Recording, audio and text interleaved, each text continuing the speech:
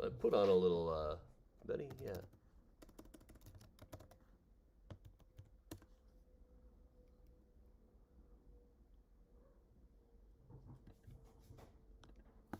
Presenting Benny Goodman and his music. Morning, Chris. Morning, Martin. Hey, Roy. Hey, Geraldine.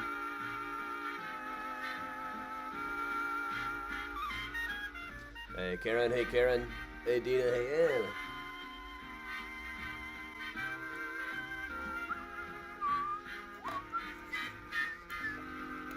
Hey, Sarah. Hey, Alexa. Debbie. Hey, Dad. Hey, Dad. Dot. Ann, Kristen, Barbara, Ian. Good morning. Hey, everybody. Got to do FindAGrave a little differently today. Alexa, stop.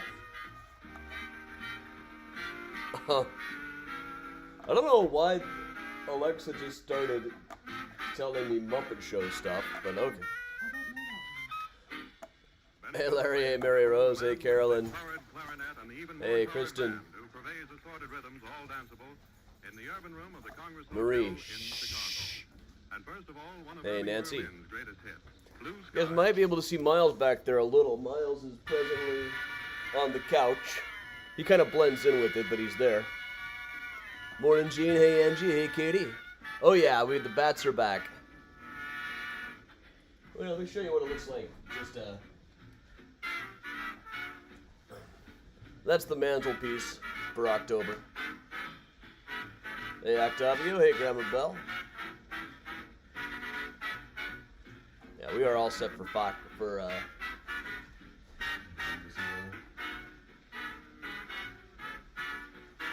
all right, yeah, that's the, all set for fall. Hey, Angie. Hey, Ava. Hey, Dina. Hey, Jordana. Linda. Yeah, I gotta work from home today. I just got out of a meeting with the UK. Very fancy. Hey, Laurie. But I put together a really cool program anyway. Hey, Lisa. Hey, Julianne. And next FindAGrave, I'm going to have my parents in town. Hey, Christine. Hey, Georgia. Priya.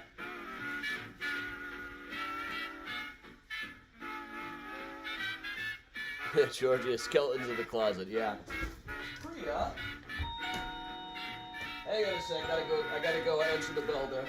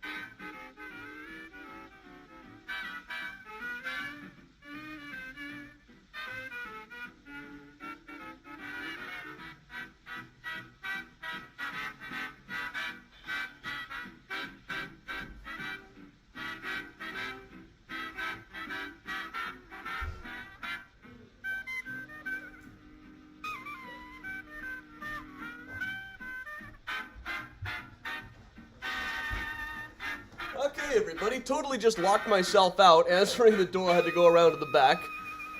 It's fine. It's fine, all good. Just let me get my breath back. Having locked myself out, answering the bell. That would have been hilarious if I never came back. And he never returned. You might have seen Priya running around.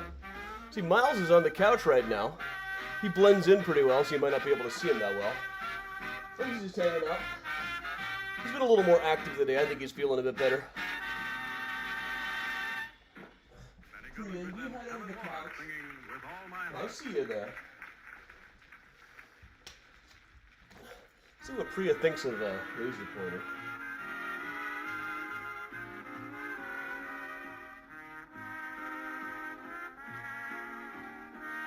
Doesn't seem to bother her much, but okay, everybody.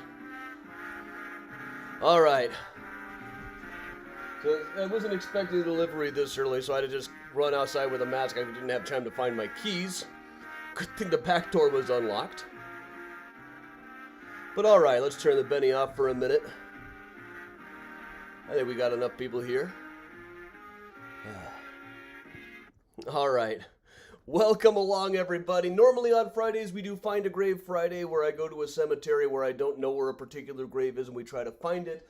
But I just got out of a meeting. I didn't really have time to get to a cemetery today, so we're just going to be doing it working from home. We'll make it up to you. Tomorrow we'll do something similar to Find a Grave Friday for the morning mini tour, and next Friday it's going to be a doozy. I'm going to have my parents here. It'll be the first day of Mystericon.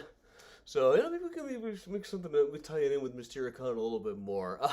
In any case, so I've only had to do this a couple of times before. I just figured there's been other times, plenty of times in my life, that I've had to go find a grave someplace without aid from the comment section. One of those was at the Trinity Uptown. Now, when we think of Trinity Church Cemetery, we usually think of the one at Trinity Church down in the financial district in Lower Manhattan. But there is also Trinity Uptown, which is up in the Heights, and it's really in the Heights, and this place is absolutely huge. It's much, much harder to find stuff in that place. But let me move on down here. So here's a bit of a view of Uptown Trinity. Part of it. It's really on a hill. I would not want to run walking tours in this place because it's a much, much steeper incline than anything that we've got in Chicago. Making it from one side of this place to the other is really, really rough going. There's lots and lots of stairs to get through to get around the Trinity Church. So this one's full of mausoleums, full of movers and shakers. Here's another view of it from in the summertime. It's easier to get up the stairs in the summer, but it's also so hot and sweaty that by the time you get to the back of this place, you're quite a picture. But walking down these aisles, there are these rows and rows and hills of like honeycombed mausoleums, including one that you can see directly ahead right here for Eliza Jumel. I first heard of Eliza Jumel when I was doing research for this book, I Beat Up Charles Dickens, that never did come out. But in the New York Herald, which always had really interesting advertisements. I was looking up stuff from what was going on in New York on New Year's Eve in 1867 and found this advertisement for Madame Jumel's Memorial Balm and Patent Breast Elevator to develop the form physically. It was, some kind of stuff that you rubbed on your boobs to make them bigger. I'm sure that it worked really, really well.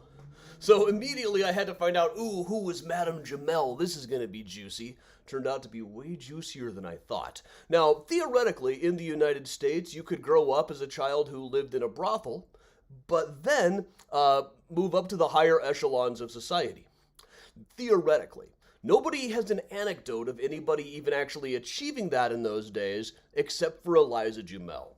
She was born living primarily in a brothel. She was orphaned when she was a teenager, worked as an apprentice for a while. But usually working as an apprentice wasn't really a leg up. It was just kind of to keep you alive. Very few people went from working as an apprentice to becoming very rich themselves. But then young Eliza married a guy named Jumel, became very rich, moved to France, allegedly had an affair with Napoleon. Probably did not really have an affair with Napoleon, but was only too happy to let people think that she did. When they came back, they had a whole bunch of Napoleon stuff to show off their connections to Napoleon. It was later said that they really just bought it at an auction. It was all just kind of a social climbing thing. Eventually, Mr. Jumel died. They lived in a house that is still standing, the oldest house in Manhattan by most metrics. It's older than anything in Chicago. Later in life, when she needed to beef up her status, she ended up marrying Aaron Burr, the guy who shot Alexander Hamilton. And they were married for about 4 months. Their divorce was finalized on the day that Aaron Burr died, though she continued to think of herself as Aaron Burr's widow. She married him for the status, he married her for the money. Thereafter, she primarily lives down in Florida, but it was quite a long and twisting life. And you can actually see, here's another view of it. We can see the other layer of them coming up on the back. And here's the thing. Getting right up close to the door, you can see that grate up on top of the door there. And So you could actually do a little bit of tomb snooping in here. Here is the ceiling of the inside of this. You can see it's all made of brick. You can see the domes up on top there. And then over to the side, you can see the sarcophagus. So, tomb snooping. If I knew I was going to do stuff like this, I would have had better video footage. But alas. Let's move on a little bit. Next row up, you see the one for W. Astor. Now, this is the children and grandchildren of John Jacob Astor, the founder of the Astor Fur Company, which made his family about the richest family in the United States throughout the 1800s. Gurdon Hubbard, the guy who is said to have walked out the path that became State Street, first came to Chicago while working as an indentured servant for the Astor Fur Company way back in the olden days. You can actually walk right up on the top of this one. This is the view from the back. Now, last night on the Graceland Cemetery off the walking tour route, we talked a little bit about a couple of cenotaphs in Graceland, grave markers for which there's not actually a burial, for a person who was lost on the Titanic. It's a guy named John Ware and a guy by the name of Arthur Ryerson. Both died on the Titanic. There's a marker for them, but their bodies were not recovered. In this case, there actually is a Titanic body in this mausoleum. John Jacob Astor IV was in his late 40s and had been honeymooning in Europe and Egypt with his 18-year-old wife, which, even at the time, created quite a bit of scandal. They were about to sail back from their honeymoon, but they sailed back on the Titanic. Mrs. Astor, already pregnant, was spared. She survived. He was last seen on the deck helping her get onto a boat. But his body was actually recovered a week later and identified based on the possessions that he had. So inside of this mausoleum, there actually is a Titanic body. If you look off in the background there, you can see the river. You can see how high up we are. There's a lot of walking to get through in this particular cemetery. But the FindAGrave work that I was doing there, the one that I had more trouble finding, I even tried to ask at the office, and they kind of blew me off because I didn't have an appointment. After we talked for a while, they realized I wasn't some nut and were a little bit happier. But way down at the bottom by the office is this very simple cross marker to a guy by the name of David Hossack, who comes up on quite a number of my tours. He's best remembered in Manhattan now for being the guy who owned the land where Rockefeller Center now stands. But he was a doctor. He also appears very briefly in the musical Hamilton. He was the doctor after the duels that both Alexander and his son fought in. Both of them were killed in duels. Dr. Hossack failed to spare them in any case. Now, one of the things we cover quite a bit on the New York edition is the Doctor's Mob, the New York edition of Grave Robbing 101. This was a riot in the 1700s when New Yorkers found out where the medical schools were getting all of their dead bodies. It was the churches way down on the south side. There was kind of nothing up here at this point. But on the day of the riot, Dr. Hossack was still a medical student. He was on his way to class when he got hit with a brick and decided not to go to class that day. Now, later on, he became one of the most prominent doctors in New York, partly because of his land holdings and partly because of his connections to people like Hamilton. He also conducted the autopsy on George Frederick Cook, a famous English actor who came over to play in some Shakespeare roles around here. He was especially known for his Iago and for his Richard III, but drank himself to death while he was in the United States. Probably would have preferred to be buried in England. He did not like the United States one bit and didn't care who knew about it. Said all kinds of nasty things. But Hossack was the guy who got to cut him open and find out what the autopsy results were, in consultation with John W. Francis, who would later go on to be Edgar Allan Poe's doctor. Now, Cook is buried down at the South Side Trinity Church.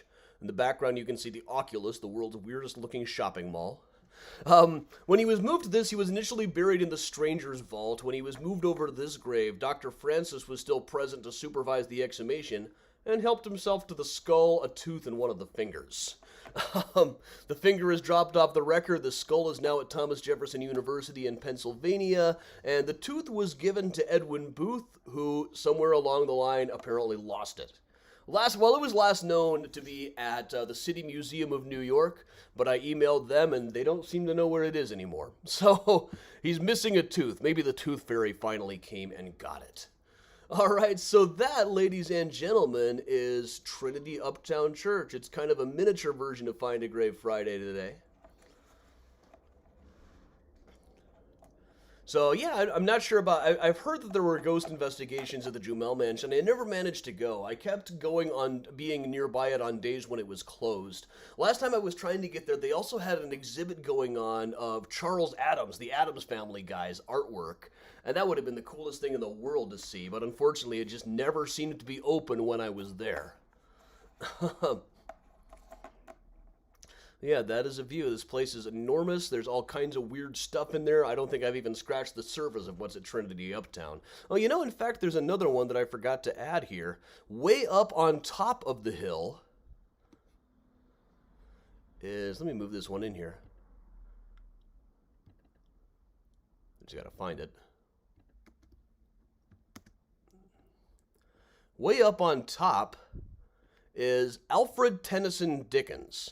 I don't know how well you can read this, but this one, you have to really do a lot of climbing to get to this. It is at the very back of the cemetery. There's not, but the entrances, the side entrances never seem to be open.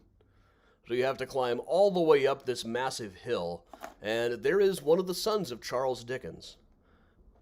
Now, his brother, Augustus, is here in Graceland Cemetery. Well, his uncle, Augustus.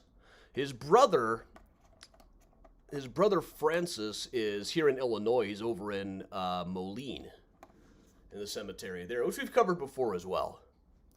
So, and really every one of the Dickens family graves that I see always mentions their connection. This one says son of Charles Dickens. His brother Francis says son of Charles Dickens. The one at Graceland says brother of the English novelist Charles Dickens. It must have been very tough to live under a shadow like that, one can imagine. Such a shadow that it even carries on right onto your own tombstone. But all right, everybody. So let me move back up. So that is kind of a substitute Find a Grave Friday for this morning when I just got out of a meeting talking about this upcoming book. Let me go ahead and plug the upcoming stuff. Tickets are still on sale for the boat tour a week from today. They're going pretty fast, but they're still around. But we've got stuff all through October that is on sale now. If you go to MysteriousChicago.com, we've got Sundays at Graceland Cemetery, a couple of Saturdays at Rose Hill Cemetery. We've got some ghost tours. We've got Devil Downtown.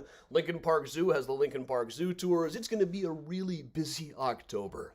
Upcoming virtual ones. Sunday morning, we are doing the South Branch of the Riverwalk.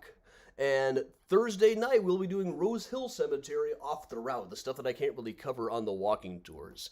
But everybody, thanks a lot for joining me today. I'll put on the Benny Goodman. We'll just hang out a few minutes like we always do.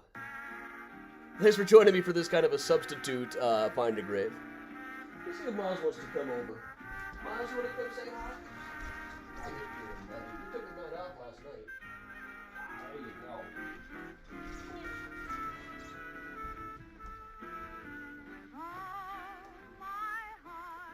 Yeah, it's pretty Miles.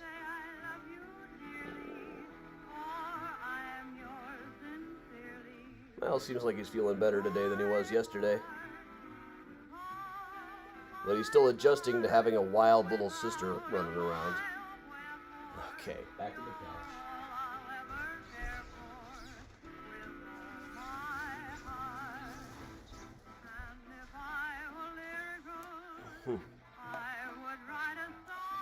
He seems like he's feeling a bit better today.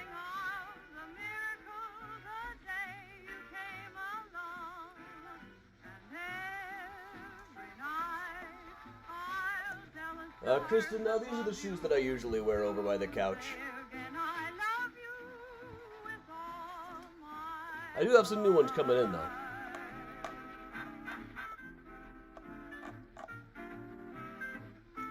Carrie, I'm sorry to hear that.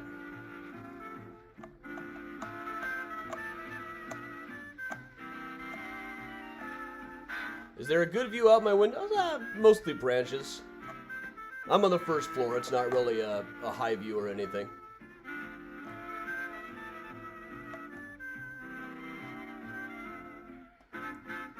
Wendy, yes I did. I did not bother putting shoes on. I'm still in my socks. Ran down to get the door. Thought I had propped it open. I failed to prop it open properly. Benny Goodman goes way back and gets a lot of rhythm out of Walk, Jenny, Walk. Benny Goodman and his orchestra.